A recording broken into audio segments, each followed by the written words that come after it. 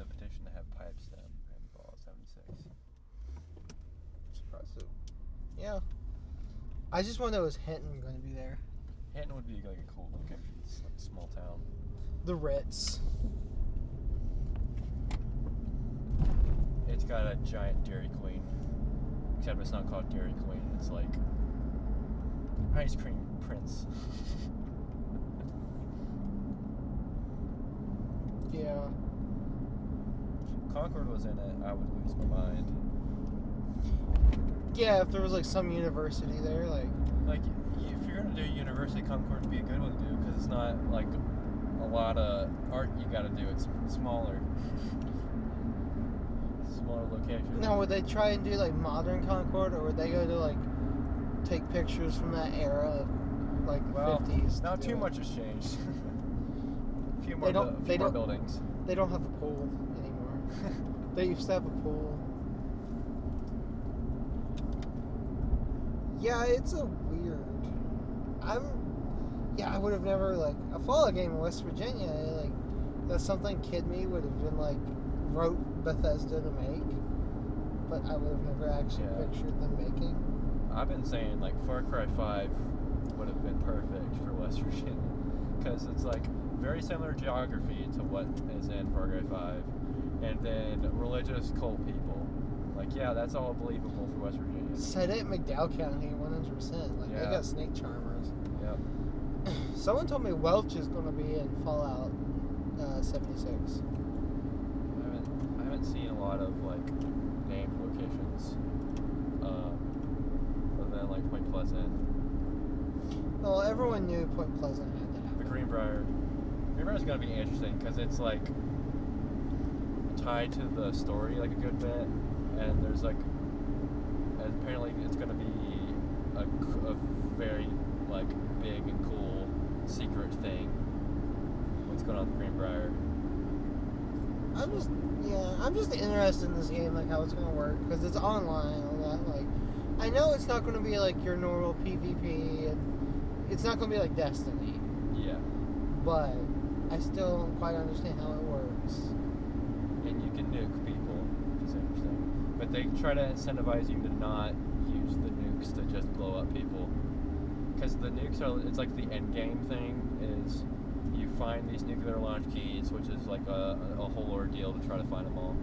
And then you go to the thing and you launch a nuke.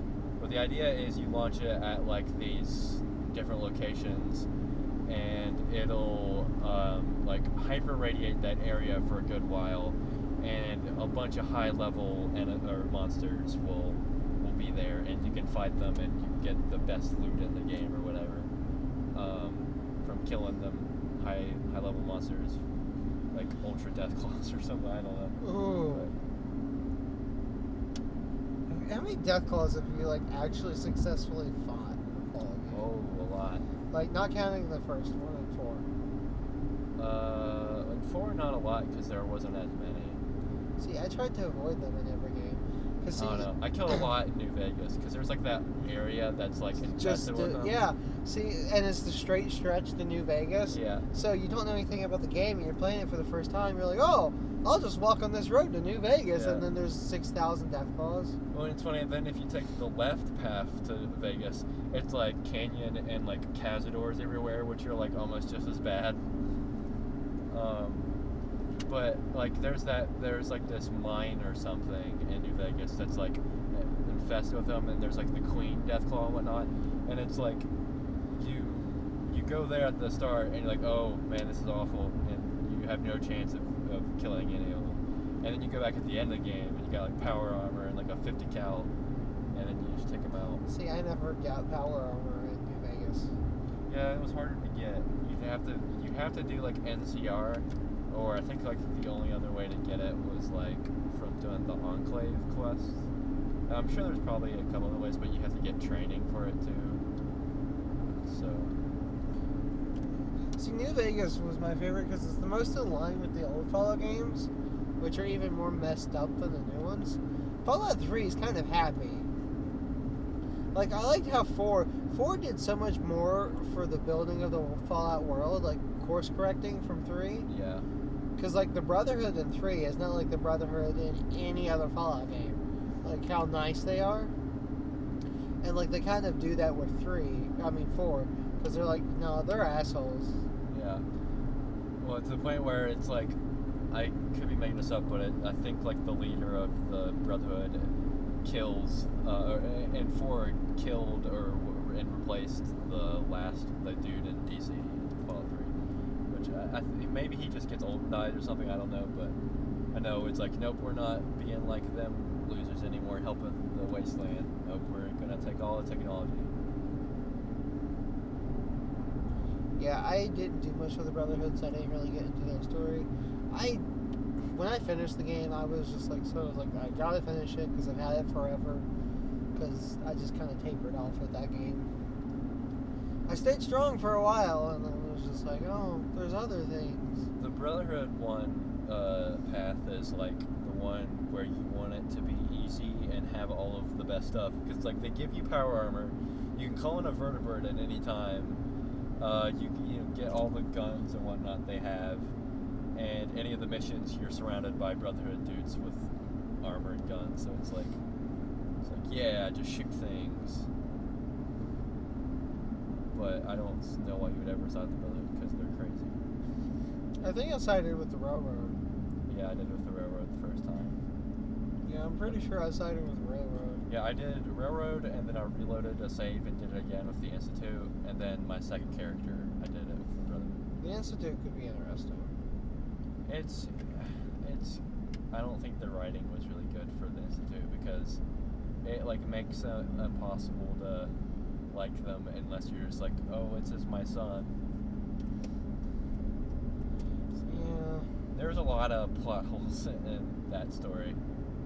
New Vegas is still the best one. I think. Yeah, that's like the only Fallout game with like really good writing. That's why I was so hyped for Horizon because I was following it for years. Because I remember the first thing I heard was the writer of New Vegas went to Guerrilla, and from that bit of news on, I just followed and dug and kept my eye on everything until that game came out. Yeah. And you know what? I'm not gonna be honest, it didn't disappoint me. Like, yeah, it was clearly a first entry, but it was a very strong first entry. Like, way stronger of a first entry than, like, say, Uncharted or the first God of War. Or... Yeah, I still need to finish that game. I'm deep into the Witcher hole now, but I have to send in my computer to be serviced. So I'm gonna be without Witcher for like a good week. So like maybe that's when I'll try to get back to Horizon. But I was having a lot of fun playing Just Cause 3. It was like the last open world I was playing, which is just like a dumb fun game. Yeah, that's what Saints Row 4, I think it's 4 is for me. Yeah. Because it's so stupid. And you're like the president, but you have strippers, but then the earth blows up. And it's so stupid. There's a dubstep gun and a dildo bat. Yeah, and that's a weird one. Just Cause isn't as absurd as at least 3. People say 2. I never played 2. People say 2 was a lot more funny and goofy. But 3 is mostly just like, hey, you're an action hero. You can fly around in a wingsuit, parachute. You got grappling hooks. You blow stuff up, and it's great. Which one has Terry Crews? Or at least it sounded like Terry Crews. He's in Crackdown 3. Oh, is it Crackdown? Yeah. Yeah. Crackdown and Just Cause, I can't tell the difference. He's like literally Terry Crews in the game too. It's just like if Terry Crews was in the world of Crackdown. I love Terry Crews. Like, why isn't he the one running for president? Because he seems like such a nice guy. Yeah, he is. And correction, it's not literally Terry Crews in the game. It's Terry Crews in the Old Spice commercials. And that, because Terry Crews, like, actually, if you see him in interviews, he's like really chill, nice dude, really sweet man. That Terry Crews, but he's the sweet, like, he's this huge ripped guy, but like, you would expect him to act kind of like The Rock or something like that. Like, they all kind of act that way, but he's just like the sweetest. Like, it's almost like a little old lady. Like, he's just so sweet. And I'm just like, oh, you Terry Crews. He was like petitioning to be in Overwatch because there was this hero that was going to be added called Doomfist. Yeah. And like people knew the character was black, and Terry Crews apparently really loves Overwatch, and like he plays it with his son and stuff. So people were like, yeah, Terry Crews should do it, and then Terry Crews was like, yeah, let me do it, and like there was petitions to have him do it, and he wasn't him. They didn't do it. There was also one to get him to play Luke Cage on the Netflix show, because like it's a buff, bald black guy, and Terry Crews really wanted to do it. And I was just like, well, that's kind of perfect, like, right there. He wants to do it. People need to give Terry Crews the roles he wants. Terry Crews needs to be in more things. Let's have less The Rock and more Terry Crews for a while. Let's get rid of The Rocketing and bring back Terry Crews. Not that was ever a thing. The Rock has been in too many movies. Skyscraper is my official Rock fatigue. Like, I saw a trailer for that movie. I don't know, Rampage too. Rampage looked like the kind of movie like that you put on FX or something, and half watch it while you're looking at your phone, and it's enjoyable. Or if I was really drunk, it'd be enjoyable. But like Skyscraper looks really bad. Yeah. It looks like they're trying to do Die Hard, but Die Hard PG-13, but still worse than the PG-13 Die Hard movie that they actually did. I remember when we saw Solo and there was a trailer for Skyscraper, and then there was like this mom and her son next to us or whatnot, and she was like, after the trailer, was like, oh man, that looks good. Like, yeah, you go see it, give The Rock your money. There was these kids in Jurassic World clapping after everything. And I was just like, Dinosaurs. I can't tell whether Jurassic World was more okay, or the second one was more okay than Jurassic World, or if I'm less of an angry moviegoer. Because I was really angry when I saw Jurassic World. It made me angry. And Interstellar made me really angry. And I rewatched Interstellar. And it wasn't angry when I saw it this time. Granted, that might be because I'd already seen it, so the initial shock. Also, I was really high. So that might have helped. I didn't realize how much of 2001 he ripped off for that movie. Like, Nolan. Like, I knew he did it, like, as his 2001, and it's kind of what I hoped it would be, but, like, I was so angry when watching it, like, I didn't catch everything. Like, there's actual musical cues. They're very subtle, but there's actual music from 2001 in, like, freaking, Interstellar. I should probably watch the 2001.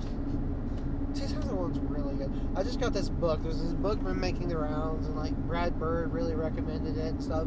It's about the making of 2001. And I actually just ran into it at Books A Million, but it was $30 there. So I ordered it and The Disaster Artist on Amazon for $31. Oh man. So I'm gonna read it, and then I'm gonna read The Disaster Artist because I'm at a meeting too. And The Room is one of my favorite bad movies. It and Troll 2, which, like, that's pretty cliche because that's everybody's favorite bad movies. But they're just so bad. Like, before you watch The Disaster Artist, you have to watch The Room, I say. Just because, like, context, Yeah. at least. Like, I mean, The Room is just really funny to watch on its own, too. Because it's just... It's like if an alien watched a romantic drama about 15 years ago and then is trying to remember it.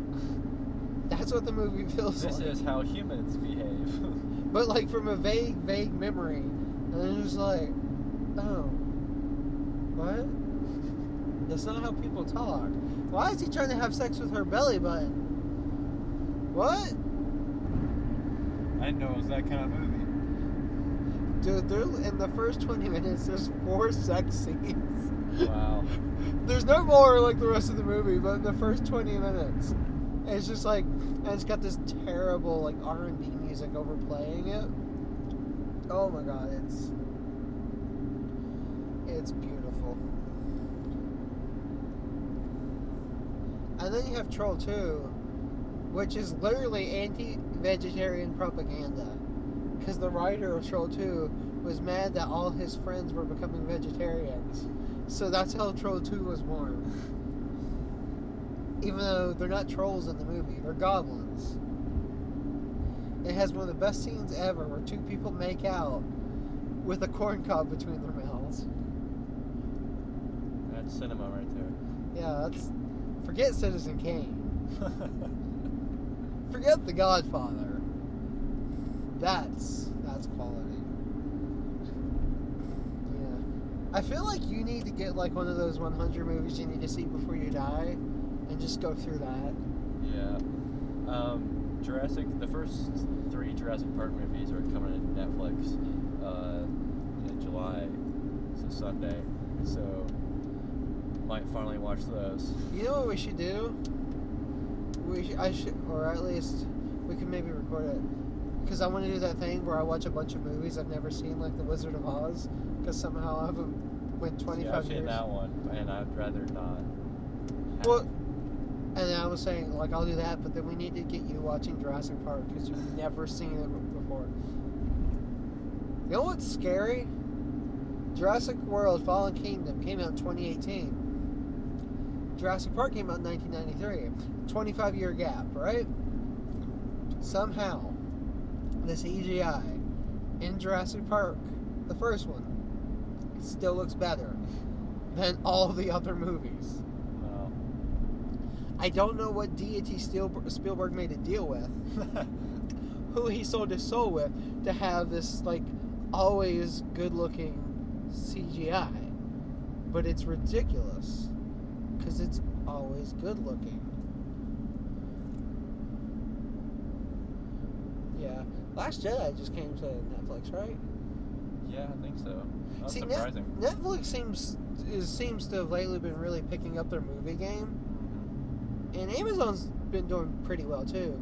Hulu doesn't look that great movie-wise. Yeah. Like it's got some good shows on there, but like movie-wise, it looks kind Yeah, of. Hulu just gets like all of the movies that are like open to all of the platforms. So like anything Hulu has is also on Amazon, as far as movies go. No, they don't have any exclusive deals over at Hulu. And at the end of the month of July, Her is on Netflix. So that's another good one. I've been meaning to watch Her for a long time. So, Spike Jones. Have you ever seen anything with Spike Jones? Just Her. So. Spike Jones. He did this movie. He did Where the Wild Things Are. Right? Yeah. All his movies are good, but he did this one movie with Nicolas Cage called Adaption. That's what it is. Where Nicolas Cage plays 2 roles. And it's probably the last movie Nicolas Cage was in that's actually really good, like where he's really good. Have you heard of the movie? He's not the segue, but did you hear about the movie he's in now? Mandy? Yeah, Mandy. Yeah. I didn't know he was in it. I just saw a handful of people I follow on Twitter that like I trust. They're like, Mandy, it's really good. And then I looked it up and it's got Nicolas Cage. He's back. There was one movie he did a few years ago called Joe that he was supposed to be really good in. But then he went back to all his normal schlock. People were like, is this going to be the Cage-assance?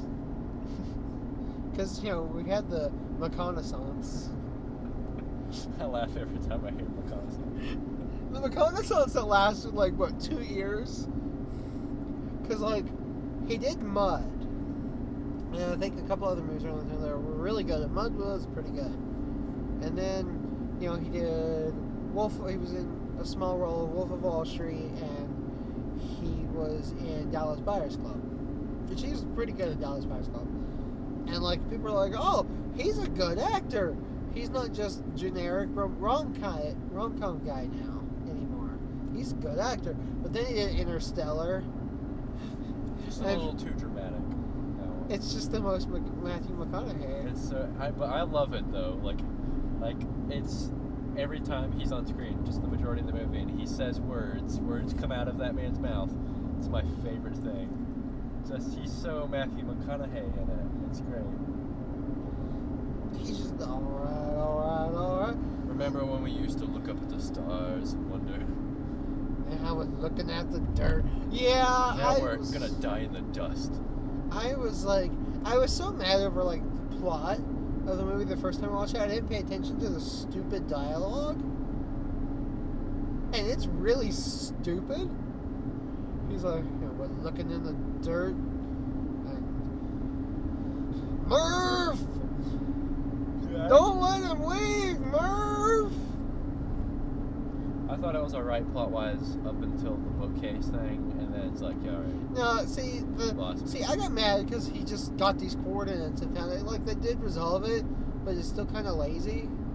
Like, oh, he just got these coordinates and found it. Oh, well, how'd he get them? He did it. It's also just not a satisfying outcome for me at all because it's just so dumb. Like, oh, weird bookcase. Then there's also the whole plot with his son. Yeah, that kind of seems like there needed to be more there. Like, why doesn't he want his family to live? Why does he want them to die? I do not understand. Casey Affleck, make me understand. What if in the time they're on the water planet, right?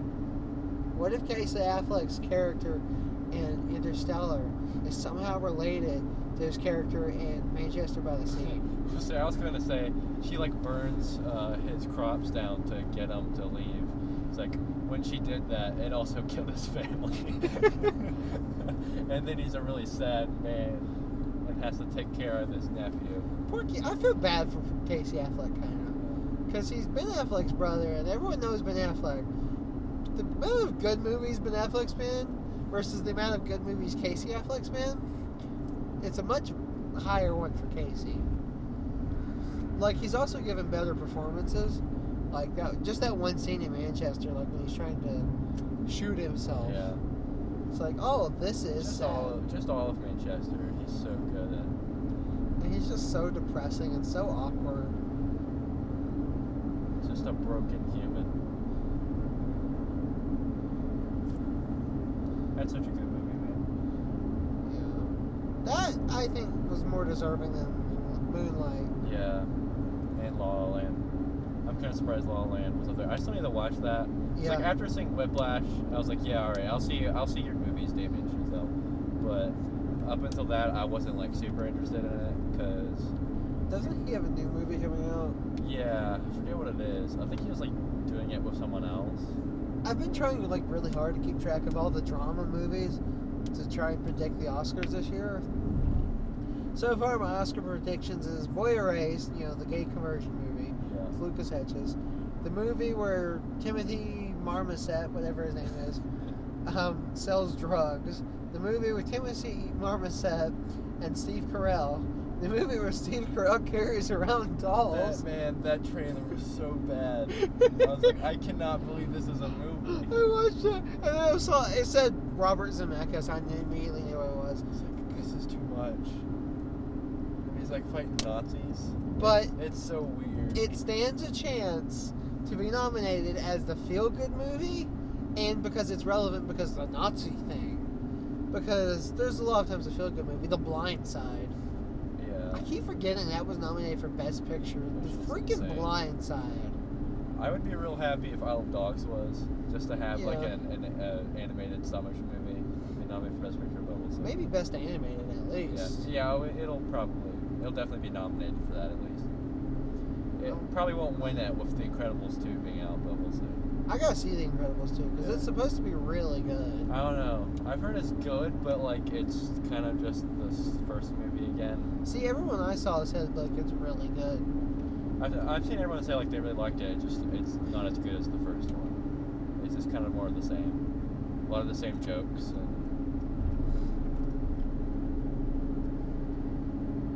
But yeah, I need to see that. What else was there I needed to see? That's a good movie. We should see it instead of this bad movie we're about to see. Okay, predictions. Sicario 2, Day of the Soldier Boy.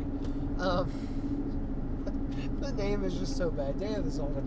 How bad is this going to be? It's got a 60-something on Metacritic. Really? I haven't seen the Metacritic. I saw that it was doing okay impressions wise. Like we were like, it's good for what it is, a kind of dumb action movie, but it's like it got better writing than a lot of summer action movies, but still. But it's a sequel to a very, very good, very tight thriller. Yeah. Like, it makes me really sad that Taylor Sheridan wrote it, because I have to imagine he didn't want to write Sicario too. Like I have to imagine he didn't have plans for that. Like he may have like had some other things in mind to like flesh out those characters more, but like I really kind of doubt he was ever wanting to do a sequel. I just remember when they were rumored that like Benicio del Toro's character might get his own spin-off. I was like, no. You missed the whole movie. It wasn't about his character. And it wasn't about Emily Blunt's character. It was just about all of this messed upness. Well, he is the Sicario, though. He is the titular Sicario of Sicario. It's not how you write. But yeah, like, because, well, especially knowing that, like, to Taylor Sheridan, like, Sicario, Hell or High Water, and Wind River were, like, a thematic trilogy. And, like, he was kind of playing off the themes of each of those movies with the next one. So, like, I really kind of doubt he was wanting to do a sequel to his thematic trilogy, to one of the movies in his thematic trilogy. Next, they're going to do a Hell or High Water sequel of Jeff Bridges. And he's retired, but he's still fighting crime. It's that showdown between him and... Yeah, it's just an hour of them, like, in Chris Pine's apartment. And they're, like, talking and, like, very vaguely threatening each other. And then they eventually have a standoff and shoot each other. Movie. Which one of Taylor Sheridan's would you have to be? Is Wind River still your... Or is Sicario? No, it's probably Sicario for sure, but I think Hell or High Water might be, like, the best movie overall. Sicario, I can understand some people gripe with that it kind of slows down at points and it gets a little less interesting. And a lot of people are like, what is the point of it? Because, like, the point of, like, the first, like, 2/3 of the movie is you're supposed to be very confused. Because just like Emily Blunt's character, you don't really know what's going on. You're just kind of an onlooker. But Hell or High Water, I don't think really has any. I can't really think of any flaws in that movie. I think it's just a really good overall movie. I think I had some pacing issues with it. It was a bit slow to me. Like, I thought it was pretty good. I thought it was kind of meandering. Like the final like shootout and the climax, it didn't feel like it built to the climax. It just sort of happened. Yeah. Now, it wasn't like the climax in Wind River, which just, I wasn't expecting. Maybe I wasn't paying attention to how long the movie had been on or something, but it just came out of nowhere, and I was just like, what? Yeah, I have big problems with Wind River, but I liked it a lot because I wasn't expecting it to be that good, because it was like his first time directing and stuff, but yeah, my problem with that movie is, like, there's this mystery throughout the whole thing, and then it just kind of shows you the entire, like, solution to this mystery in a flashback but none of the characters in those flashbacks are still alive, so it's not like anyone actually discovered what happened. Like, none of the characters ever discover what happened. The audience does. It's just because there for it the shows audience. you. Yeah. And so so that was like, but you don't even know what happens, and then like. And the guy that survives the gunfight just happens to be the one that instigated the whole thing, and that happened to be the one that raped the girl, so Jeremy Renner could interrogate him and then kill him. It's just yeah. But like overall, I thought it was really good. Jeremy Renner was really good, and like it was a good first time directing. The other Olsen was good in it too. Elizabeth Olsen. I like Elizabeth Olsen. Like, who would have thought we got another Olsen sister? But this one's actually like really talented actress. Yeah, story-wise, like Sicario is by far my favorite.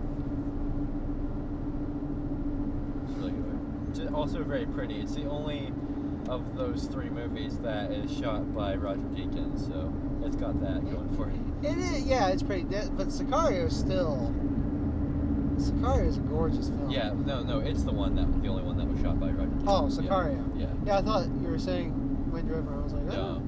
No, I was like, I thought Sicario was, because hasn't Roger Deakins done at least a handful of Dee films? I think he did all but Prisoners? Maybe Enemy. Enemy doesn't look like his.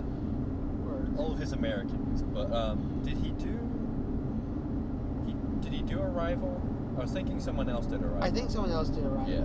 I don't think Roger Deakins. So I think he did Prisoners. I think he did Sicario, and then Blade Runner. Did he do Prisoners? I think because so. I don't remember Prisoners being visually that. I've seen a lot of shots thrown around from it of like Jake Gyllenhaal in the rain. That's like, wow, this is like the prettiest shot of the movie ever. But I just didn't remember Prisoners being very memorable.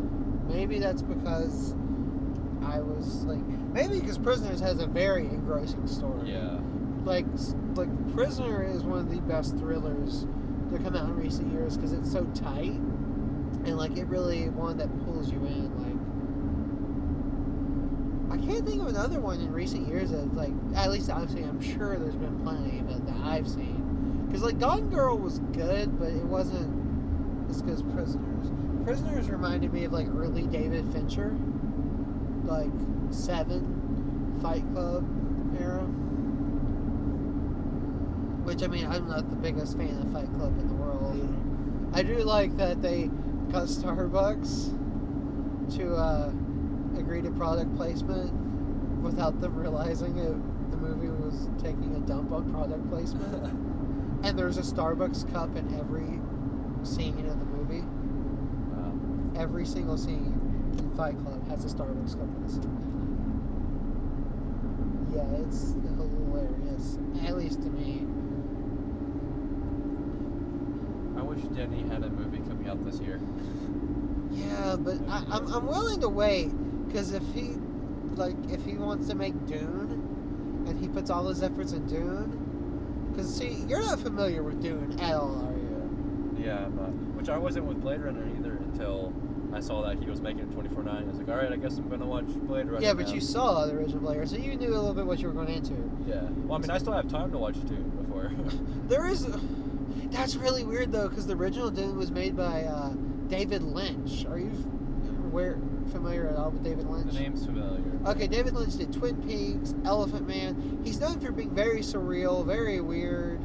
Yeah, David Lynch is very strange. But Dune, and it's very strange movie for him because it's not very David Lynch at all, which is odd because David Lynch's style would work well for Dune. Because Dune, the best way to describe it is like Lord of the Rings, but sci-fi. Like it's just so crazy and insane, and there's like all this weird stuff going on, and the movie's going to be batshit crazy. And the fact that Denny's helming it just makes me very happy because I know he'll do a good job. He's so good. If it gets made, that movie's been passed around for years trying to get made. People have been trying to get Dune made. It's like the BioShock movie. It's just been kind of getting passed around for forever. Or the Halo movie. The Halo movie's been passed around forever.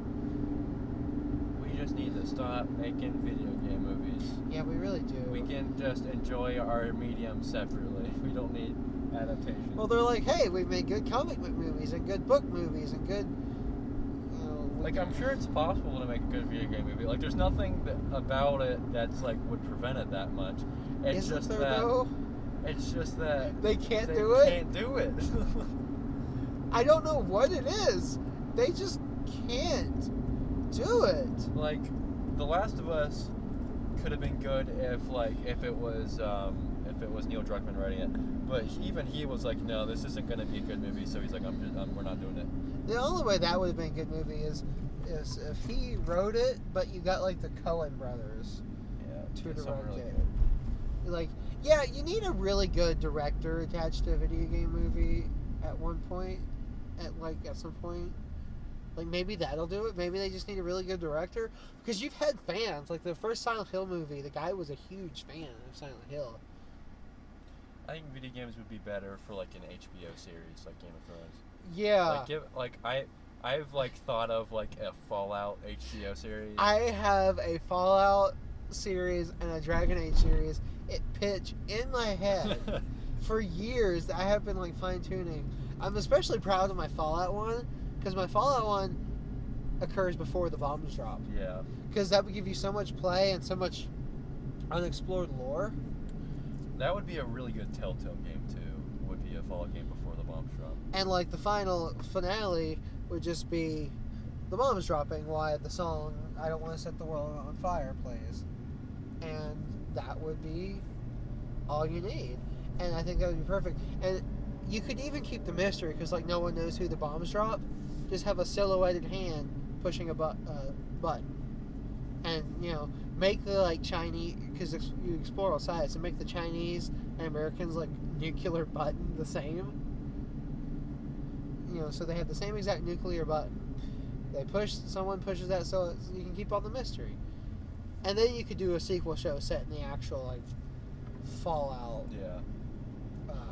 See, my idea was it was an adaptation of New Vegas, because I think that game has like such a tight story. Yeah. But like have like a telling of like one of the stories from that, because like you can have a story, it's the NCR, you can have one, but like my idea was of Wild Card, of like this character comes into Vegas and he is mysterious courier guy, and he takes over and whatnot. Is Matthew Perry still going to play? Matthew Perry's not in it. He's not in it. Oh, that means you don't get to hear the best line of the game. What is it? I don't remember. It's just if you play as the female character, when you catch him, you have the options of all the others kill him and whatnot, but you have an option to have sex with him and then kill him during sex. And there's a line where Matthew Perry goes, "Spit in them titties."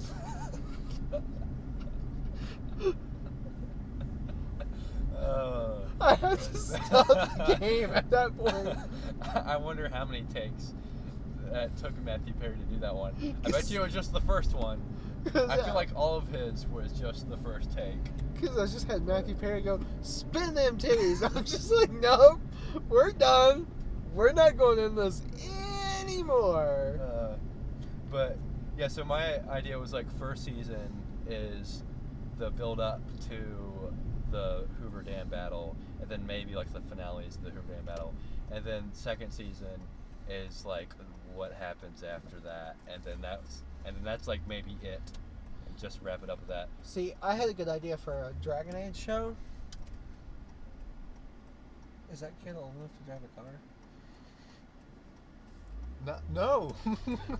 Neither. I was like, is his mom with him? They're like, no, that's also a very young kid in the passenger seat. What in the world? That was like a 10-year-old driving. Yeah, they were like two 10-year-olds driving a car. Did they have a trench coat that they put on when they get out? Well, what's funny is they looked like, I imagine they're brothers, but they even look like twins. So it's like, that's weird. That's a weird one.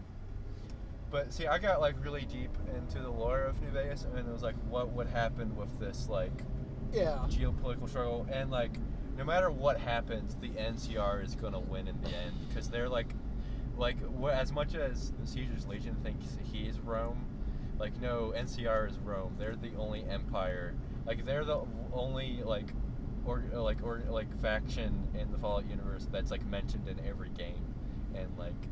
Were they mentioned in 4 or 3? They were mentioned in 4. I'm not sure about 3, but they are in the original games, and then I would love a Fallout game that somehow ties, because there's such different mythologies with 3 and 4 on the East Coast, and then the rest on the West. I would love something that like ties them together somehow.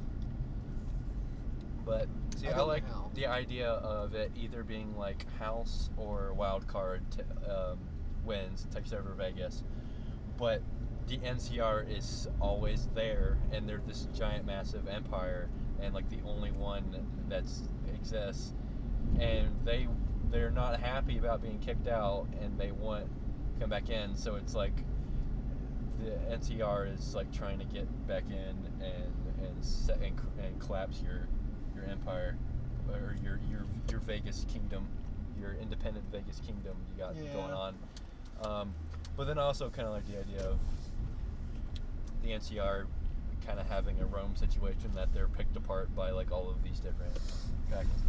There's so much with that. Yeah. That one game has like so much There's a lot that could be expanded on in any amount of There's things. a lot you could do with that game. Yes, for sure. For sure. Yeah, a Dragon Age Game of Thrones series. Time for Sicario 2. Day of the Soldado. We made doing some stuff with a peach. That didn't offend me. No. So, Sicario 2, Day of the Soldado.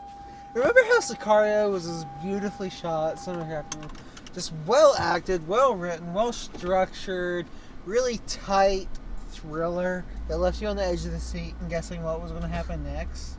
Remember that? I'm not sure if I do remember that. I feel like the memory will always be tainted. Sicario 2.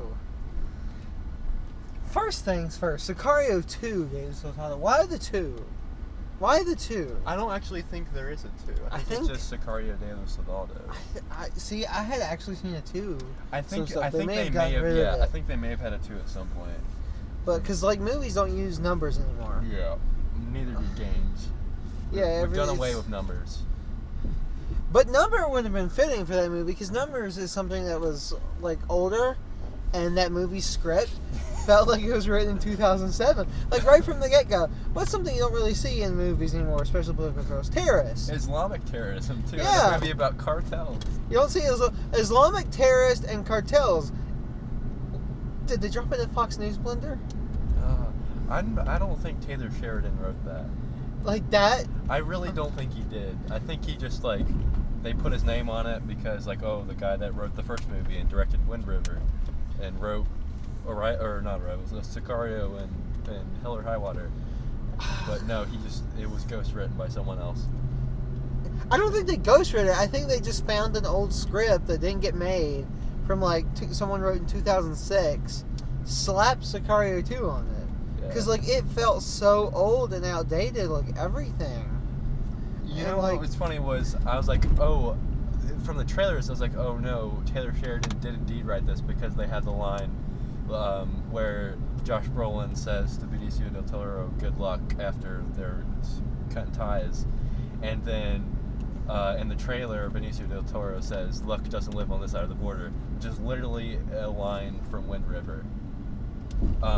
Written by Taylor Sheridan. So I was like, yeah, apparently Taylor Sheridan got lazy and just reused the same line. But no, I think they just took that line from Taylor Sheridan's work and then like, oh, I don't know. I don't want to think about the development of this movie really. It was so everything. The most insulting thing about the movie too wasn't the terrorist blowing up a mother and her little girl.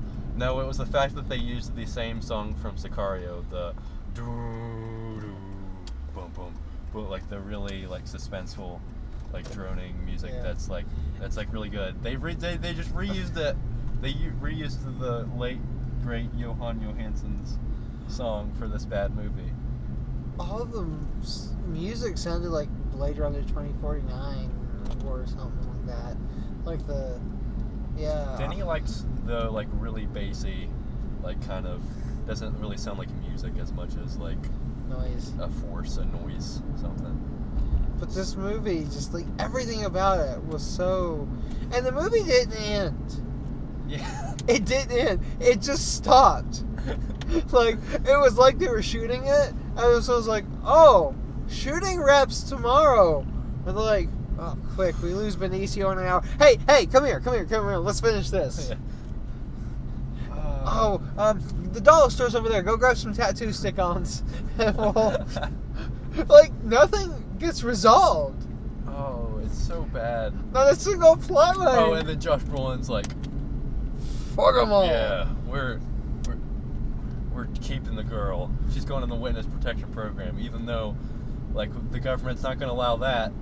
It's like, oh, do you think they're not going to find out about that? I don't want to overanalyze this plot because this doesn't deserve it. It doesn't. Like, I thought like at least it would be like an okay action movie. Like it'd be kind of like a Bourne movie, but with drug cartels. it was boring. But yeah, it was boring and just made me so angry. Like I honestly didn't expect to come out of the movie this angry. Yeah, how I felt coming out of Interstellar. Yeah, I've been betrayed. So you said the director that did this movie, he's doing like a Call of Duty movie. Is that what you said? He is currently, as it stands, attached, according to IMDb, attached to a Call of Duty adaptation. That's perfect for him. No, this is great. No, this is good. This wasn't even actiony enough, though, for that. No, I know. I'm just saying, like we were talking about earlier, that you can't make a good video game movie, and he's gonna be the one to do it. He's gonna be the one to make the first good video game movie. Cause the guy that made Sicario de Soldado is gonna make the best video game movie yet. I think maybe we're giving this movie a hard time. I think this might be the best movie to come out this year. I don't. I believe in this director, because he's gonna come back after the hit masterpiece Sicario de Soldado, and he's gonna make Call of Duty the movie, and it's gonna be the best movie, and we're gonna be blown. It's gonna be the next Saving Private Ryan. The next Saving Private Ryan. It's gonna be the next Black Hawk Down. It's gonna be amazing. Black Hawk Down. Oh. Black Hawk Down starring Owen Wiles. He's not in that. Black Hawk Down? Was he not? No. Oh, Behind Enemy Lines. Yeah. They're all the same. Black Hawk Down's the movie with like every actor in it. Like the 2000s, like all the soldier movies of the early 2000s all blend together for me because they're all the same. Black Hawk Down's like the movie if you want to see like 100 people die in 2 hours. That's that movie. But couldn't you just watch? No, couldn't you watch like Pearl Harbor? Yeah. By the great Michael Bay. The guy that's in Pearl Harbor is in Black Hawk Down. Ben Affleck. No, the other one, the other boy. I don't know. I've never seen it. I think his name's like Josh something. Josh Hartnett. That might be it. Yeah. Because I remember they tried to make him a thing for a little while. Yeah. Kind of like, remember Sam Worthington? Yeah, I remember him. I think I literally said those words a little while ago. I was like, remember Sam Worthington? Like, they tried so hard to make him a thing for a little while because he was in Avatar, Terminator Salvation, Clash of the Titans. Yeah. Yeah, he was in a handful of things. He was in all of them. He was in, like, that's what I was like trying to look up what the last movie he did was. I think it was Hacksaw Ridge. Yeah, because he had like a minor role in Hacksaw Ridge. He just kind of didn't. I think he was in the movie The Shack that upset a lot of people. This was like sacrilegious or something. He was in The Shack. I haven't seen The Shack. I had no interest to see The Shack. Well, if it was The Shack with a Q and it was just Shaquille O'Neal.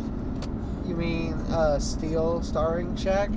I didn't know that was a thing. Yeah, Steel or Shazam or Kapow or something where he's a genie. Oh yeah, I think I remember that one. Yeah. I think Shaq just wants to be in everything, like every medium. He's got a game. Yeah, you know what the worst thing about the new Shaq Fu game? It's called Shaq Fu: The Legend Reborn or something like that. That's one that needed a number because Shaq Fu 2. You missed calling it Shaq Fu 2. But you know who really is the Legend Reborn? Benicio del Toro and Sicario de Soldado. I watched a snippet of an interview he just did about Sicario 2, and he was basically like, I was really iffy on it, like it wasn't Denny. It's like I kind of felt like the movie was good where it was. We didn't need another movie. Like, but then I read the script and I saw what they did with the character, and what? I got interested. I'm like, what? You're lying, Benicio. They paid you money. What did they do to the character? You were either stuck in some contract, which is kind of what I imagine. If Taylor Sheridan did write this, I feel like he was stuck in some. He sold his soul to get his three movies made, and the deal was he had to make another bad movie that they could sell makes a little bit of money off of in the summer. Which I feel like it wasn't the highest budget movie because there's like 10 scenes in that mall. They just shot all of the movie in that mall because it was the only place they could buy. Well, they funded half the budget with that Subway and Burger King product. JCPenney, which I almost laughed when I saw JCPenney because they're like going out of business everywhere. So I was like, did they actually get paid to show JCPenney? This is the movie that's gonna bring JCPenney back. This is what's gonna save JCPenney. Sicario it would be so good if there was like a bombing in JCPenney or something. Or that Target-looking store. Yeah. It wasn't Target, but it looked like Target, Man. and then the terrorists blow it up. Yeah, those terrorists really hit that really like high value target.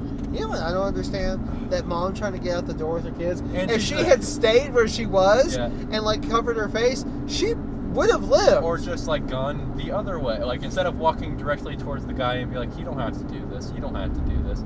She could have just went in the other direction in the corner somewhere. Yeah, over all the dead people where they already blew up. Yeah. Just go.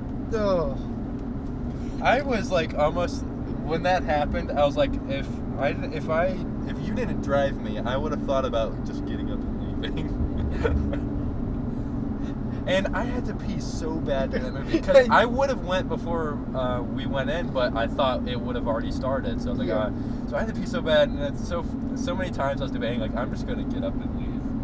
But no, I stayed in it because I hate myself. One, Because you were glued to the bag. I didn't want to miss a minute of it because maybe it got better. Maybe it got better. No, don't kid yourself. You were fixated to the bad. Like it was a car wreck. Yeah. It was horrible and brutal and disgusting, and you saw something you loved be mangled and butchered, but you couldn't look away. I just feel so bad for Benicio del Toro and Josh Brolin. Like, they deserve better. If that had been a Denis Villeneuve had done the sequel, when we come in, it would have been good. Aside from it, all the bad. But like when they shoot Benicio del Toro, he's still alive. No, they would have killed him because it's not 2003. We don't do that anymore. I'm glad he at least didn't get killed by a little punk kid though. And are they going to try and turn this into like a franchise with him? Like, oh, here's another one. We're going to keep doing this. There was a movie last summer that was like a guy that was like a hitman movie, and I forget the name of it. There's a lot of them. It was like. Who was in it? But it's like you're the perfect soldier. You've been trained to be a cool hitman boy, and I'm like, that's gonna be the sequel to this. Is gonna be basically another dumb action assassin movie. Why didn't he just like shoot the kid and walk out? That would have been a great scene. He just shoots the kid. No, if he just been in there, shoots him with like a silenced pistol, a pistol with a silencer or a suppressor, then just a long continuous like dolly shot of him walking out the mall, like maybe like wiping his hands with a napkin or something and just walking out. That would have been fine. That would have been. But I guess it would have been better. Yeah, I mean, it would have been a better. At least something would have been resolved. Yeah.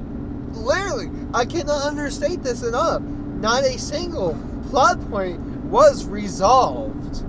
Every single one of them was just left there dangling. They're just still hanging there, all of them. I honestly didn't expect it to be this bad. Because all the impressions that were like, it's good for what it is, a summer action movie, and that it's not like anything close to the first movie, but it at least tried to do something with it. And like, no, this was bad, so bad. This was like all those generic, like weirdly filtered 2005 action movies or 2006. There's a guy, he's got a past, but there's this girl with him, and then this guy, he's going to do the right thing, but no, he does the right thing in the end, and he's not really dead, he's alive. Oh, look, the future. Man. I haven't felt this way. Like, this movie doesn't have me boiling rage like Interstellar or Jurassic World. But the last time I felt this way about a movie was this movie called Bangkok Dangerous, starring Nicolas Cage. Have you ever seen Bangkok Dangerous? I have not. Okay, you should watch Bangkok Dangerous because it's a beautiful mess. But Nicolas Cage, with long hair that's so clearly a wig, is a hitman. And everywhere he goes, he finds a local to help him with the in and out. And then he kills them right before he leaves. He goes out. Anyways, he goes to Bangkok. He falls in love with a deaf girl.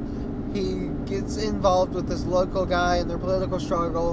And in the end, he takes the guy that hired him to kill this person because that guy's a bad guy. And instead of like shooting the bad guy in the car with him, Nicolas Cage takes the bad guy, puts his head next to his head, and then Nicolas Cage shoots himself in the head, so the bullet will go through his head into the other guy. And then it's hinting like the local is going to be the next assassin. That's how I felt. I mean, that basically sounds like this movie. Except it's slightly more entertaining because it's got Nicolas Cage being Nicolas Cage. At least with a Nicolas Cage movie, typically you have the entertaining nature of Nicolas Cage going, oh, I'm Nicolas Cage. But no, Benicio del Toro is just like, oh. I want to know how he got in this movie, because, like, Sicario 1, he probably came to the movie because it was a really good script, really good director. It was something he probably wanted to work on. Same with, like, something like The Usual Suspects. Star Wars, like, say every which will, that was Star Wars. You don't turn down Star Wars.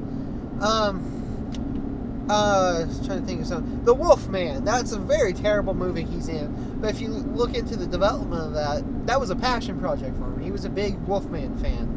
And for some reason, he wanted to be in a remake. And Anthony Hopkins played his dad. I don't really understand that, because Anthony Hopkins is a white Englishman, and Benicio del Toro is Puerto Rican. So I'm not really sure how that factored in. But, whatever. That's the least of that movie's problems. That movie also had Emily Blunt. And something I'd like to point out, the mom from Get Out was in this movie, and the guy from Get Out was in the last movie. Yep. But he was smart, because he got out before the sequel.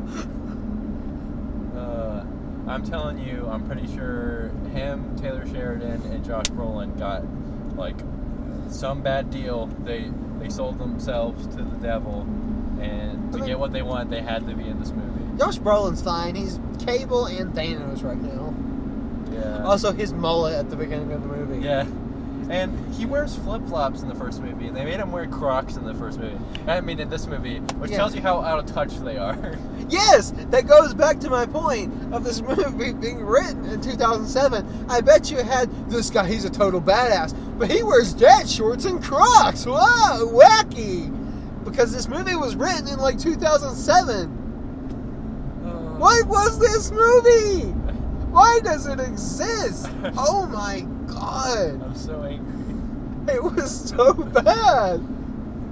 It wasn't even funny. I mean, it was funny in parts. I laughed quite a bit, but it was more just like, I don't want to believe this. It wasn't funny in like the way Suicide Squad's funny. Yeah. Or Bright. Bright's hilarious because it's so bad. We paid $11 for this movie. Yeah.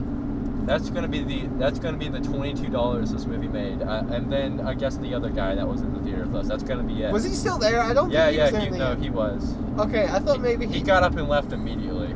I thought maybe everyone left and we kind of sat there for a little while after the movie ended. I guess absorbing what really just happened.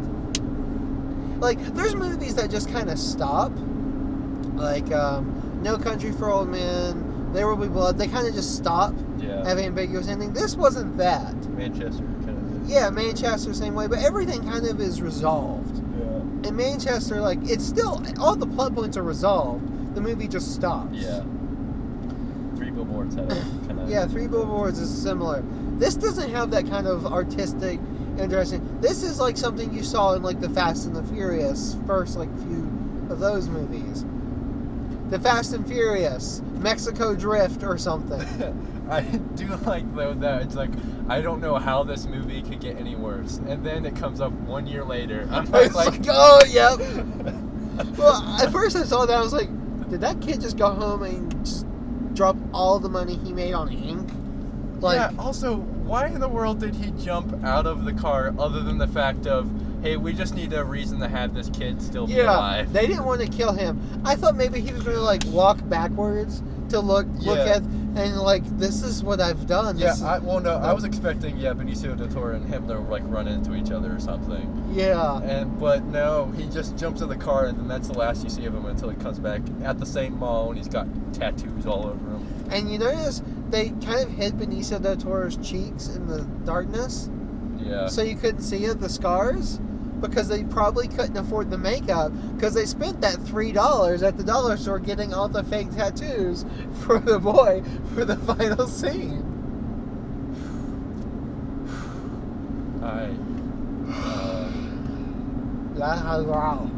Man, that's such a bummer too, because the last movie I saw in that theater was Blade Runner 2049, a movie that made me very, very happy.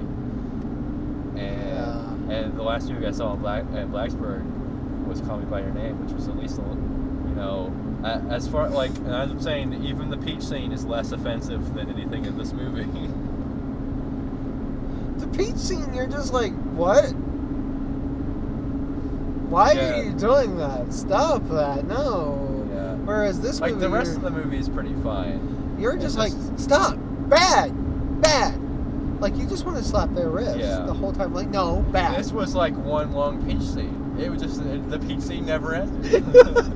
It's one long peach scene. That's a pull quote for the Sicario 2 in theaters now. It's one long peach scene. So imagine the peach scene, Call Me by Your Name, except it's just that, and it just makes you repulsed for a good long while. And there's no, like, funny thing that happens after the peach scene, too. It's like they took... No, it's just the peach scene. It's like they took generic action thriller from 2007, the first Sicario, and a dash of Fast and the Furious, and put them in a blender, and then season them with some Sean Hannity quotes, and that's this movie. Did you ever hear of the movie Act of Valor? I've heard the name. Its selling point was that it's like all of the actors in it are actual Navy SEALs, and it's a very realistic action movie where Navy SEALs are fighting terrorists, but there's no actual plot other than that. That was like this movie, except they attempted to do a plot in it, but it was just dreadful. Have you ever seen American Carol? No. It's supposed to be like a Christmas Carol, but instead of Scrooge, it's a Michael Moore type character. And Bill O'Reilly and Trace Adkins are in it. Wow. And I think Sean Hannity too. How'd that happen? Yeah, I've never seen it. Yeah, I like that they actually say Fox News in the movie too, which is just funny because like all of these people with families in Mexico are watching Fox News. Nobody with families in Mexico is watching Fox News. Unless they're just watching it to be mad. Unless they're like trapped at McDonald's trying to get the Egg McMuffin and it's on the TV in the back. Like, that's how the only way they're watching Fox News. The Fox News is trying to get all the people with families in Mexico, trying to get them deported back to Mexico, or just sent to Mexico if they were born here or whatever. I'm not sure if this movie, like, if now with everything going on with the immigration and whatnot, if they picked a good time to be out or a bad time to be out. Yeah, it might help it, honestly. I saw a handful of articles. It's like Sicario 2 is the movie we need right now due to immigration, which that's a thing that's happening now. Have you seen those? This is the movie we need right now. No. Yeah, they're everywhere. I'm glad I haven't seen it. They're everywhere. Ready Player One is the movie we need right now. No, it's not. Ghostbusters Women is the movie we know. Black Panther is the movie we know. No, just stop. You sound dumb when you say I think the only movie we need now is a good movie. It's not this one. And another thing is, I'm not sure if this is a movie, like, initially I would say the people that watch Fox News would love this movie. But then that's the same thing with Sicario, is that it's like it very much shows how dangerous Mexico is and how horrible the crime in Mexico is, which is true. It's like, it's pretty bad. But it also doesn't paint the government in a good light at all either. especially this one. So it's like I don't know if this is the movie for them either. I don't know who this movie is for, honestly, because it paints everyone in a bad picture, including Benicio del Toro, just because he's in the movie. But like, I just can't get over how not a single plot point was resolved. First plot point: terrorists are being smuggled in through the cartels. No, that doesn't go anywhere. They just dropped that. That's just so they can say the line, "Hey, you can imagine how much more this gives us to combat cartels now." That's the only reason that was in. Hey, we're going to start a war with the cartels. No, that doesn't go anywhere. They dropped that. Oh, we got to get this girl. No, that just kind of stops. Benicio del Toro doing his none of it goes anywhere. I love the line when Benicio del Toro, or when Josh Brolin says like we're going to start a war, and then Benicio del Toro is like, with who? And then Josh Brolin's like, everyone. I'm like, no, just the drug cartels. I was like, are we going to war with Canada? Are we fighting Canada? Sicario 2 in Canada. That would have been so much better. It's the Canadian border. Like, that would have Benicio del Toro comes out. That's the sequel, no. And he's like, can I help you, eh? Oh my. I gotta get to. Oh, it's a boot 2 hours from here. Oh, I love Benicio del Toro whenever they're like faking that they're like police officers so the girl would believe it and whatnot. He's like trying to speak in a kind of American accent, and it just sounds weird. His accent kept going in and out of the movie. Like sometimes he did, because he doesn't. I don't think he has an accent naturally. Yeah. I'm pretty sure I don't know. I think he has a little bit of one. But like he's very clearly fluent English. The girl's accent went in and out too. Yeah. There was a couple scenes where she talked in like normal English and she wasn't pretending. I was like, what? Oh. It was just very. There's so much in that movie that like didn't even need to be in it too, which is saying something for a movie that didn't need to exist to begin with. A movie that didn't do anything. The terrorist thing, like the thing with the boy, like the first movie like shows the Mexican cop throughout. That kind of parallels him with Emily Blunt's character, but then also kind of like gives a face to the people that they're killing. Yeah. And then this movie, it's like I was wondering, like, are they trying to do that with the boy? Like, no, this is just it's actually a part of the plot that like doesn't go anywhere, doesn't even need to be in it. Like that didn't need to be in the movie at all. They were just except just to set up, hey, now Benicio del Toro is gonna make another Sicario. They were like, hey. The first movie had these two plots going around, so this movie should have two plots going, right? Yeah. I don't think they say the word Sicario once in the first movie, and in this movie it's like all of a sudden they're like Sicario. Like, roll credits. Soldato. I don't really like CinemaSins that much. And I kind of doubt they'll do a CinemaSins for this movie since it's so inconsequential.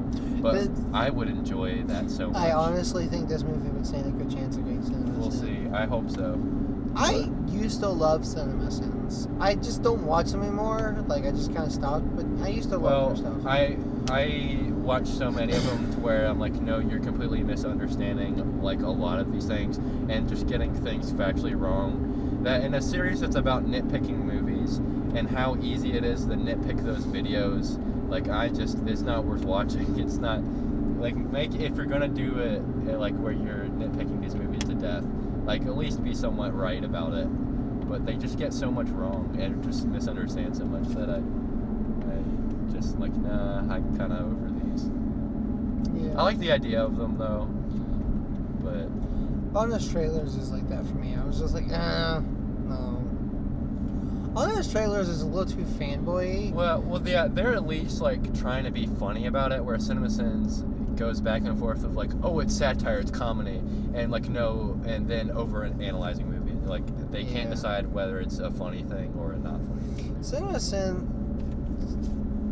like I think they've kind of gotten a little, like they're not as good as they used to be. Definitely, some of their earlier stuff like were really good.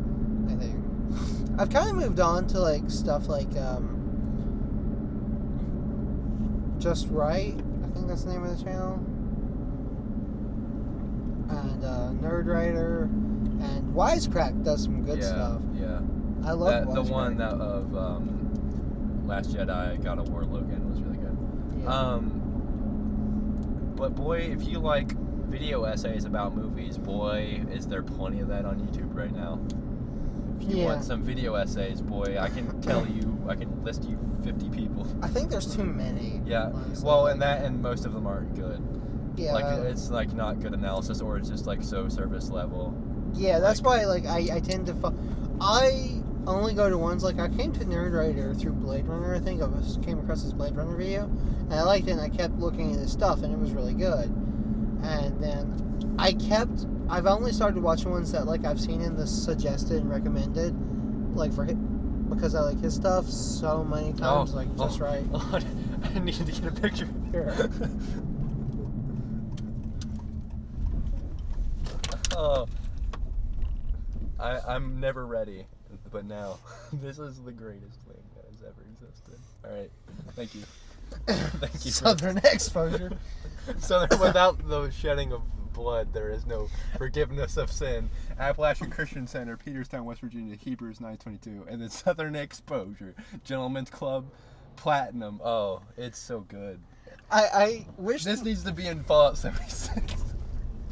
I wish the blood was in neon like the X on the side. So you're driving late at night, it just goes blood X. Well, now the trip was worth it. Like, I'm so angry that I spent $11 on that movie, but getting the picture of the strip club sign immediately below a sign for a church. I wish is worth $11. That's worth $11. That's good content. Yeah. Right there. I wish we'd went to the hometown theater because they don't care about anything, and then we could have paid to see another movie and then saw this one, so we still supported another movie. Yeah. And we could have just snuck in. Yeah. Man, I would have given money to Tag over this. Oh. At least Tag has like Jeremy Renner. Yeah. And John Hamm. Well, I mean, this movie had two good actors in it, and then Michael Weston from Burn Notice. I don't know the name of that actor. I just know him as Michael Weston. Because every time he's in something, like Burn Notice. Because that's like all he does. Oh, he's in Fargo actually. He's in Fargo season 2, and he's like the son of the mafia in Fargo or whatever, and he kills a lot of people. You still haven't seen the movie, have you?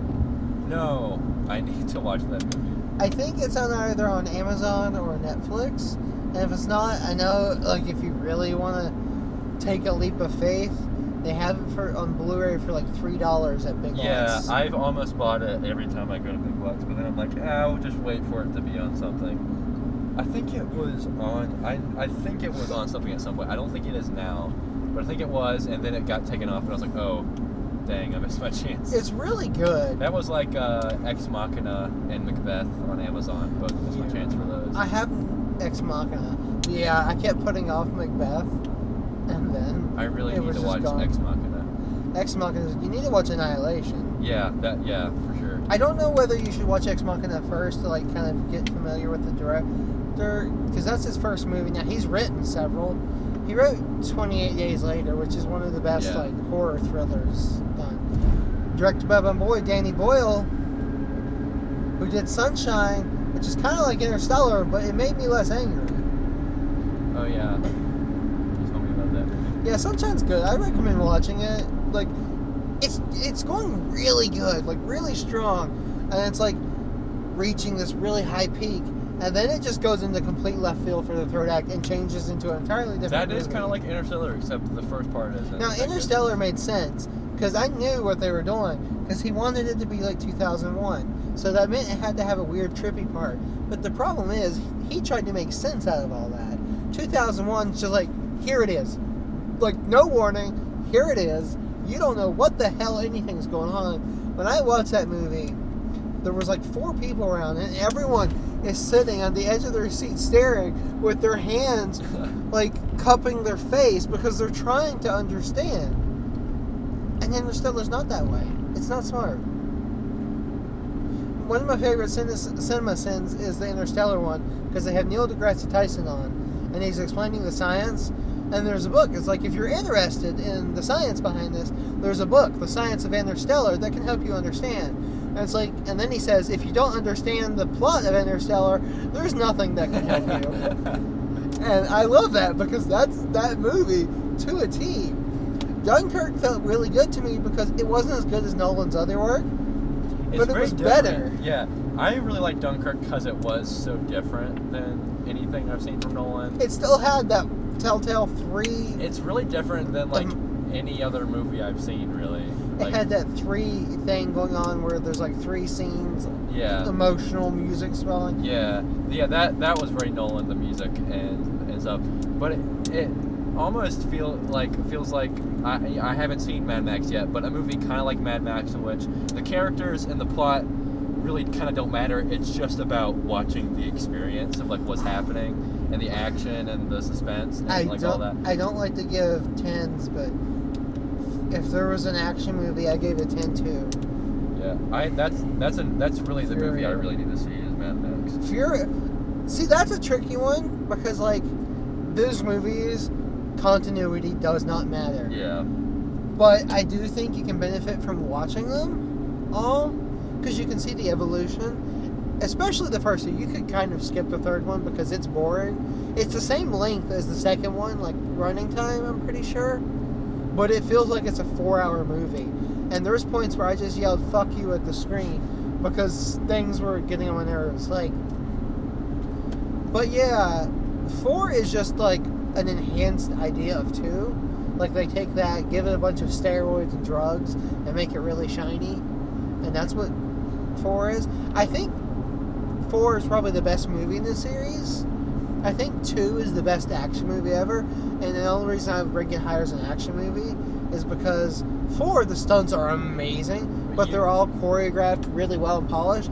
Whereas in 2, there's several stunts that are so people almost died doing them that like it gives it that edge as an action movie. But yeah, the Fury Road. When you say 4, you mean Fury Road? Yeah. There's 4 of them, so I get. I'm like, because the titles, it's Mad Max 2, The Road Warrior, which how that is built is because Mad Max 1 was never released here. Or it was redubbed. They dubbed over Mel Gibson because they didn't think people would understand him in America. So when Mad Max 2 came out, it was Mad Max 2 in Australia. But in America, they built it as The Road Warrior. So most of the time now, people call it Mad Max 2, The Road Warrior, because The Road Warrior is kind of a cooler title. Then you have Mad Max Beyond Thunderdome, which when you look into the making of that movie, it makes sense why it sucks. But it sucks. And it's got Tina Turner in it for whatever reason. So she can sing a couple songs, and Mel Gibson's, like, this is post-Lethal Weapon, so he's really Mel Gibsoning it up. I think playing the Mad Max game has prepared me enough for Fury Road. No. Get real into the lore of Mad Max in that game, let me tell you. That game I had such high hopes for that, and it let me down. I mean, I really like it as far as the car stuff goes, and it's really cool looking, and I like the aesthetic of it. But like story, yeah, there's not really anything to the story, and I don't really care about it, and I don't think anyone really cares about the story. But then also, it's just a very samey open world game after a while, which that's the problem with it, is there's nothing interesting. It's one of those games they call a 10-minute game. Like you put it on for a little while, like an hour, and you play it, but that's it.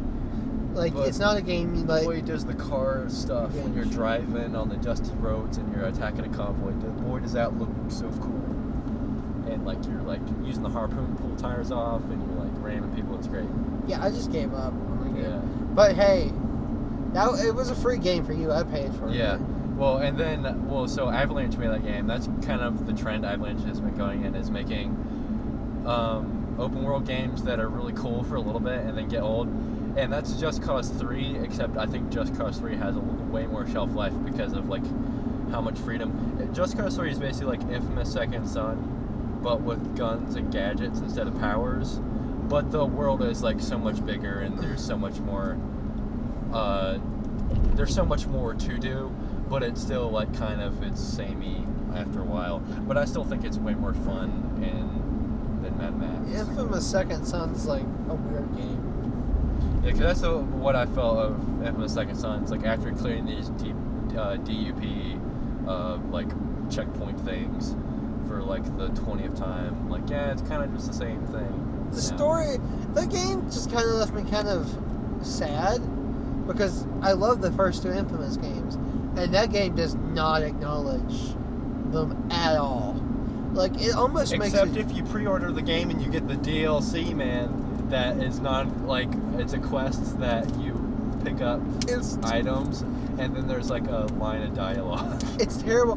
They reduced the main character from the first two games to a cameo with Sly Cooper because there's a law firm in the city called McGrath and Cooper or McGrath's something like a cameo, like a Easter egg name instead of like the previous game's protagonist. That's why I have been so into God of War, the new one, the fourth one, because you can play it without playing any others. It makes it perfectly accessible, but it acknowledges all the other games and treats them as they happened, and that's so cool because if you played all those games, then hey, you're kind of rewarded for actually playing the series. God of War 2 is really good. That's a fun game. God of War is such a good game. God of War was a good game. Oh. God of War was a better game than Sicario 2 was a movie. I made sure to wear my God of War shirt that I got at GameStop with my purchase of God of War, and I got it 20% off, and I was trading in games, so I wasn't paying for it anyway. I want to get that Kratos figure. Yeah, it's really pretty. It's a really good figure. See, I want it because the same people that put it out, they have an Uncharted 4 Nathan Drake. They just put out a Crash Bandicoot. And and they said on Twitter that they were working on something with The Last of Us. So I'm gonna get it so I can have my PlayStation Battle Royale sequel that I'm never gonna get. Did they make Bloodborne figures? They haven't made any that I'm aware of. Because there is Bloodborne figures that I've seen that are like really good looking. They might have. The company, it's NECA is what they call it. It's like National Entertainment Collectors. They have or something. Blade Runner figures too. The Blade Runner figures are nice. I just don't want a Deckard. Yeah, I don't want those either. Wallace. I've toyed with the idea of getting a K, and Love would be kind of cool too, but that's really it. Like, I just don't want a Deckard. Now, if they maybe made, like, original Blade Runner, that might be more interesting. Like, have Roy Batty and, you know, young Deckard. Here's what I want. If I'm ever, like, a Mexican drug lord or something and have loads of money, I'm gonna have someone make the spinner from the K spinner from Blade Runner 2049. But it's like a car and you can drive it, and I'll have someone custom make that for me. That's what I want. That'd be a good car. That'd be a cool car. Have you watched Soldier yet? Or just make me the trench coat. The unofficial Blade Runner sequel? No, I haven't. I think it's on Amazon. No, there's a scene when they're on this trash planet. There's a scene you can see a spinner laying in the trash, and it's like the movie, and they're like, it's a spiritual successor to Blade Runner. But when you watch it and you think about Blade Runner, you get so sad because Blade Runner's so good, and this movie was... Man. Oh, so I don't even know why I mentioned Call Me By Your Name for, like, things that had offensive scenes. Because I watched Neon Demon. That's the most offensive thing I've watched this year. And I still would watch it over Sicario Day of the Soldado. It still offended me less than Sicario Day of the Soldado. Neon Demon at least has the virtue of being...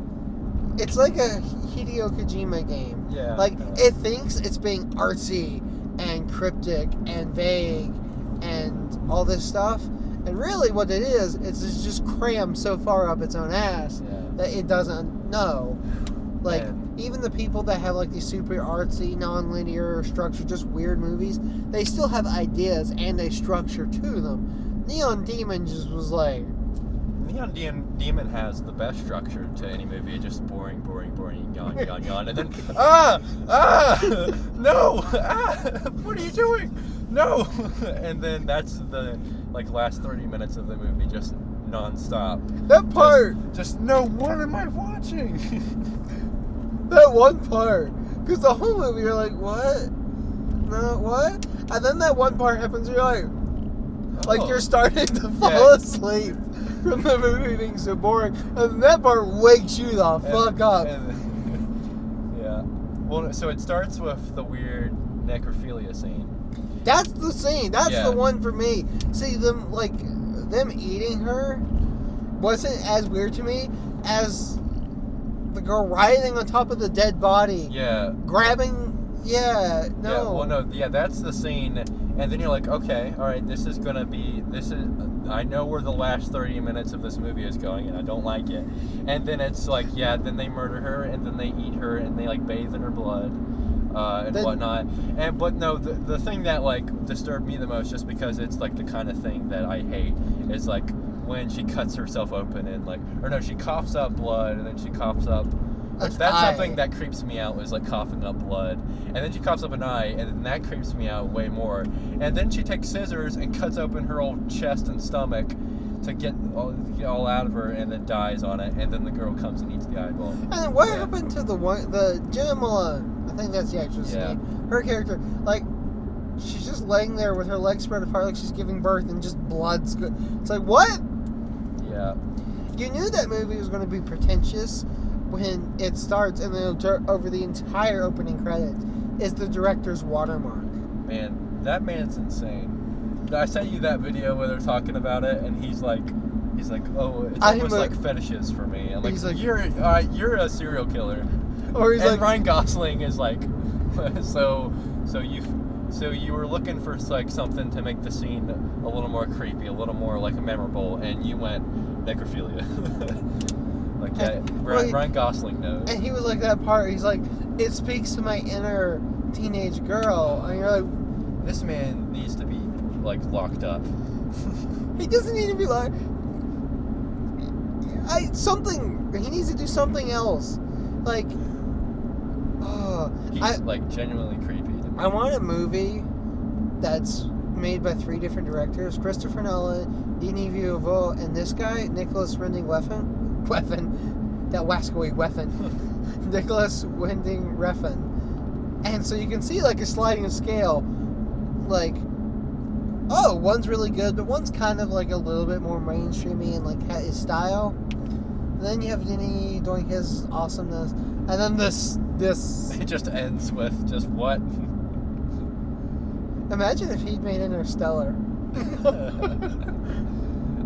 Imagine if he made Interstellar, Matthew McConaughey would eat Anna Hathaway and then bathe in her blood, and then... That's only that one movie. God Only Forgives has a bunch of other weird stuff. So I've heard about... and watching things about Neon Demon, I heard about what that movie's thing is. It's a weird torture porn scene, kind of. No. Watch that movie, because I actually saw Chris Stuckman has a really great review on it. It is one of the ones I really point to his for, because he used to be a big fan, or he might still be, of Nicholas Winding Refn. So he did a really in-depth analysis of Only God Forgives when that came out, and it's a really good one. And when you listen to it, it does change the movie. And I think his analysis is the right way of the movie, because it makes sense when you think about it. But I would say watch the movie first. Yeah, that movie's just it's got a lot of the same oh wait, what? How did they get Keanu Reeves in Neon Demon? I'm telling you, these people in Hollywood got power over people. You have to be in this movie, or we kill your family. Keanu Reeves is oh, did you see John Wick? You want to threaten me? I haven't seen John Wick, but apparently he kills a lot of people. I haven't seen the second one, but the first John Wick is actually a really good, smart action. I hear people compare it to Baby Driver, and it's a really well choreographed action movie. Oh, the choreography, it has one of the dumbest plots ever. And I'm just going to go ahead and tell you, because you'll laugh. Someone like kills his dog. Or Yeah, something. yeah. His wife is dead. She left him a dog before she died. Someone kills the dog, so he goes on a murderous rampage because somebody kills his dog. Hey man, that's respectable. But Keanu Reeves is kind of like Tom Cruise. I still respect them because they do put a lot to like physicality and like the actions. Like all the crazy stunts in the Mission Impossible movies is Tom Cruise. Yeah. Or like even in Edge of Tomorrow and stuff, Tom Cruise does a ton of his own stunts, and so does Keanu Reeves, and they know how to do them well. And that's why John Wick's so good, because the plot's dumb. When I say the plot to John Wick is dumb, it's dumb. Like, it's real dumb. Yeah. But it's so well choreographed, and it's got really good cinematography, and the music's really good. I can't remember who did it, but it's got this weird techno-y music. Yeah, it's really good. I've never seen a Bond movie, but I really want to watch Skyfall just because Roger Deakins shot it, and then I've seen so many clips of like scenes from that. Like, wow, that is a good-looking movie. That is ridiculous. Skyfall is good. I've always toyed with the idea. I haven't done it, and I need to do it one day because I've seen a handful of the Bond movies, but I need to one day just like set aside like a week and just go through all the Bond movies. Because that's like such a huge franchise, yeah. And I kind of want to get caught up. But there's also so many. But then again, I've watched most Godzilla movies, and there's more Godzilla movies than Bond movies. I will be interested in the new ones because Danny Boyle's directing them. And at one point, Christopher Nolan was rumored to be, and Denny was too. But he turned it down to work on Dune, which gives me hope that he'll really push through with Dune. Yeah. My only issue with Dune is him getting the funding, because Dune would have to be a big movie, and he just made a big movie, and it bombed. Yeah. Blade Runner 2049 bombed. Like, it that made me sad. Bombed. Like, it wasn't even one of those movies like it didn't make as much money as the studio wanted. It didn't even recoup its budget. Yeah, at all. Like, it was like a $40 million movie, and I think it made about $15 million. Which is sad, because it was such a good movie. I think, what was it he said? We just made the most expensive art house movie in the world. I was like, yeah. You gotta love Denny. He's a good boy. He is a good boy. He's a very good boy. He's the best boy right now. Wes Anderson's done alright. Yeah, I mean... Spike Jonze is out there doing something. Did you see the Honest trailer of all Wes Anderson movies? No, because I haven't seen that many of his. Yeah, so. Well, I hadn't seen a lot of those movies either, and I don't really care for Honest trailers that much these days either. But that was a really good one because it made me realize how similar all of the movies are. Oh yeah, I think he's got very specific archetype. Isle of Dogs was like I would say is like more different than any other movie he's made, both in like plot and like the tone of it and like where it goes, and it's definitely very Wes Anderson-y, but still like it was a very different movie than everything else he's made. So I really liked that movie, man. It's out on digital now. Imagine if Wes Anderson had directed Sicario 2 Day of the Soldado. Yeah, he needs to do a really action-y movie. That'd be hilarious. I still want him to do Clue. Because his movies have, like, weird, like, kind of oddly, like, disturbing violence in them every now and then. Or just, like, something bloody happens for a moment. But, like, him doing, like a shocking, like, violent movie would be really funny. But, yeah, Clue or Murder on the Orient Express is what Wes Anderson needs to do next. Remake Murder on the Orient Express again. I thought I heard somewhere, I could be, I'm probably making this up, but I thought I may have heard somewhere that he's going to do another stop-motion movie next, which is, I hope not. I mean, I like stop-motion. I went I do too, and I really liked Isle of Dogs. I didn't really like Fantastic Mr. Fox that much. It was alright. I haven't seen it. I know a lot of people would really loved that movie. I just came out of it just like, yeah, that was alright. I've seen Moonrise Kingdom, Isle of Dogs, and the Life Aquatic of Steve Zissou. Yeah, I've seen those, and then The I Life think Grand Aquatic Budapest. is, a lot of people say, is his worst. And I've like, seen a lot of people say Darjeeling Limited or whatever that one's called. One where they're on the train. yeah, And I think a lot. That's the other one that a lot of people complained about for like cultural appropriation and all that. Which for Isle of Dogs it was a little silly, but I haven't seen Darjeeling Limited, so I can't speak to that. but like The Life Aquatic is so, I don't know. Like, it's hard for me to say because it was such a beautiful movie to me and it really moved me and stuff like that. But at the same time, I was on acid, so that might have affected a little bit. And there were pretty colors, and I watched the first half of it, and I was like, it's occasionally funny, and it's goofy Wes Anderson, but it was mainly just kind of really boring to me, which I know a lot of people would say about some of his other movies, but I think this one especially I liked it. But again, didn't do it for me. acid makes you think differently. But Grand Budapest, that's a movie right there. Well, next thing you're watching is Annihilation, Yeah, because you need to see that. yeah, I do. You need to see that beautiful goodness. That's still I'll my watch movie. it with headphones. Yeah. Headphones in the dark, like when it's just you in the movie. I'll watch it on my PS4 with headphones. So. Yeah. But like with no one else around, it's just you in the movie. Because when I saw it, I went to the theater. It was the 9:50 showing. There was no one else. And when I walked out of there, I felt like I was in a daze because of just that movie. And I rewatched it again to see if it held up. And yeah, even if I understand it more, like it's so beautiful done. And I didn't even dislike Natalie Portman in it, and that's saying something because I don't like that. Natalie Portman is like Amy Adams. Like, it takes a really good movie for me to like enjoy them. And you know what? Annihilation's the best science fiction movie since Arrival, which had Amy Adams, and I enjoyed her in that because it was a good movie.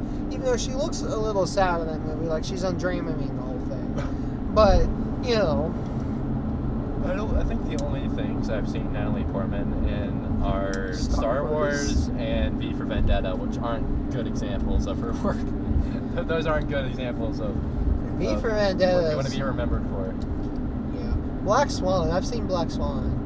That's like Neon Demon, but the director still wasn't that pretentious. Which is saying something, because the director of Black Swan is Darren Aronofsky, who's extremely pretentious. The man wears a lot of scarves. There's articles about the amount of scarves that man wears, which is, I mean, he's very pretentious, especially when you watch Mother. Mother is really pretentious, but somehow Mother is less pretentiously annoying than Neon Demon. I don't know why, but man, I hated Neon Demon. That movie did make me very actively angry. I think I was tweeting the whole time because I needed something to like vent my frustration. Yeah. So I didn't hit to Interstellar levels. Because the only thing that saved me the day I saw Interstellar from being just a rage-filled monster destroying everything was I watched Nightcrawler that day too. And Nightcrawler is such a good thriller. Yeah. Got that Jake. Another good Jake Gyllenhaal movie, well, Source Code. I've told you to watch it 1,000 times. But Donnie Darko too. Like, it kind of works well along the lines of Nightcrawler. But more emo and trippier. See, I already know a lot of the plot of the movie too. So. Well, it's like 2001. Like, even if you know what's coming in 2001, you're not really prepared for it. So, like, I still recommend watching it. Because it's just such a baffling experience. I watched this other movie that was really baffling and just kind of bent my brain. It was called Virtual Sexuality. I found it. I found it at Rose's, and it's really bad. Not the movie you would think Roses would be selling, It's about this girl that wants the perfect guy, so she goes in this VR machine and makes him. Goodness. But then an explosion happens, and then her body's switched, and she's now that guy. But then plot twist, no, she's not. Just her brain's in there, and she's still fine out there running around. So you got this whole wacky plot, and then there's this whole subplot where they think that her friend, who's a guy, might actually be gay and start to have feelings for this. But no, he's not. He's just a nerd, and yeah. That's like a really bad reject episode of Black Mirror. It's like the VR episode in White Christmas. Man. Like, do you remember much of White Christmas? Because I know it's been a while since you've watched White Christmas. Is that... That's the one with John Hamm. John Hamm, yeah. That was, like... I remember that one. Really I was really into Black Mirror as I was watching. Like, I watched the first season, I watched the second season. I think it's the season finale of season... Or no, it was a Christmas special, but on Netflix, I think it's the last episode of season 2. Is that or the last episode? But, like, I was like, man, this is a really good show. I can see why people like it. And then I watched White Christmas, and I was like, man... That was amazing. Like, that was, like, some of the best, like, I don't know if you would say sci-fi, but, like... Have you seen... how much of it all of it have you seen? So I watched, of season 3, I just watched, Shut Up and Dance, which is the one where the kid is forced to do things. Yeah, that one. Yeah, that's a tense one. And then I watched San Junipero.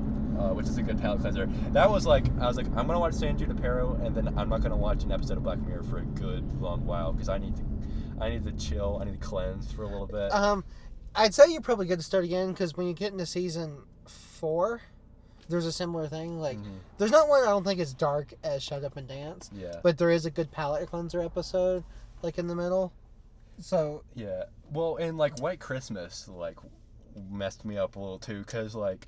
It's not, like, super gross and dark like Shut Up and Dance is, but it's just, like, it's awful when you think about...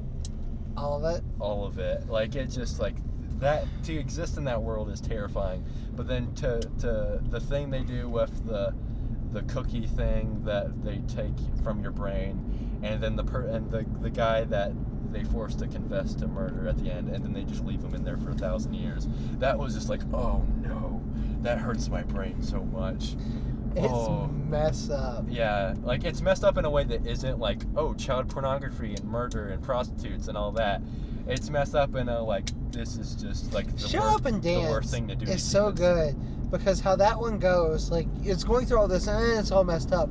But that ending is what's so much because it starts playing that Radiohead song, which is called a really good song. Exit Music for a Film, which works so well, and it just hits the emotions and notes of all that.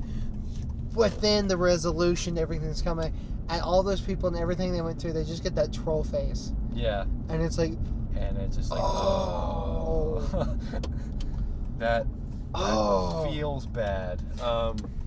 I love it when they play the really bad song from the second episode of season 1 with Daniel. In everything. It's in like every episode. But when it creeps up, it's like, it's creepy to me. Because like how it's used in that episode, and then like it shows up at like the creepiest times. It's like, ooh, I'm unsettled. There's some really good. Yeah, season 4 might be the weakest one in my opinion, but it's still got some good, strong episodes, at least I think. But yeah, I'd say you're probably good to get back into it. But yeah. I just haven't been watching a lot of anything lately. Yeah, you're in that video game mode. Yeah, I'm in that video game mode. I kind of am too. I'm trying to hit that platinum for God of War. Like, I'm just kind of grinding now. And I've gotten like 4 Valkyries. And one of them kind of really annoyed me. Yeah. She was really frustrating. Have you done the challenge areas yet? Have you been to Helheim? Not Helheim. Muspelheim and Niflheim. I've got all the runes for them, but I haven't been yet. I just complete 100%ed Helheim. Well, and I'm working on Alfheim. Before you try to go in hard on the Valkyries, if they're giving you trouble, do the Niflheim stuff because that's what gets you like one of the best armor sets in my opinion from the game. The one I prefer because it heals you, like it steadily heals you. But yeah, that armor, and then if you upgrade it all the way, like that's good. That's what I wore for the rest of the game after I got it and killed the Valkyrie Queen with.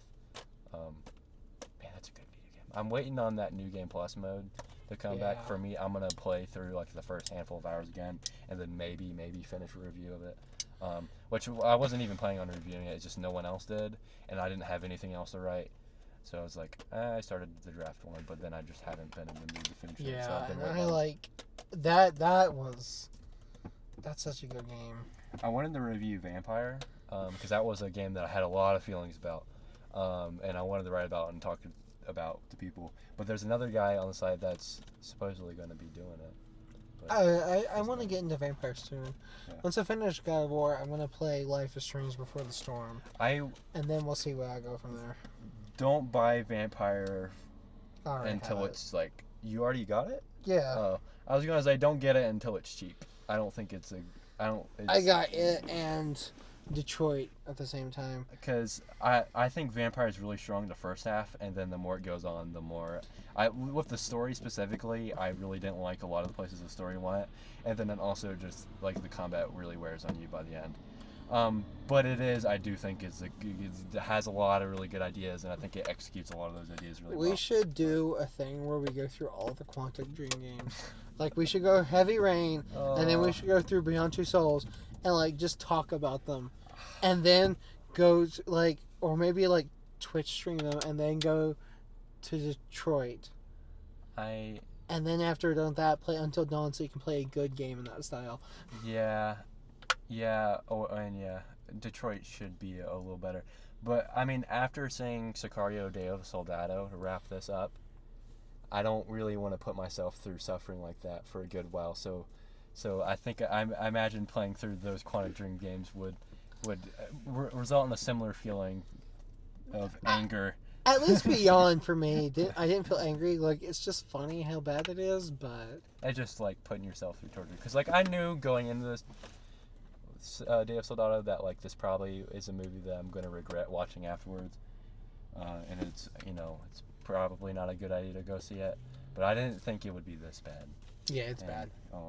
I just want to try to forget about it and try to not think about it ever again. So, Sicario 2, Day of the Soldado, on the arbitrary number system.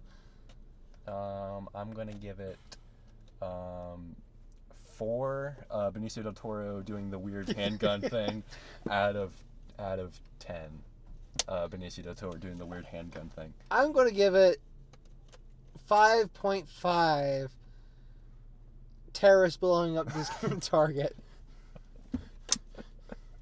That's a good score.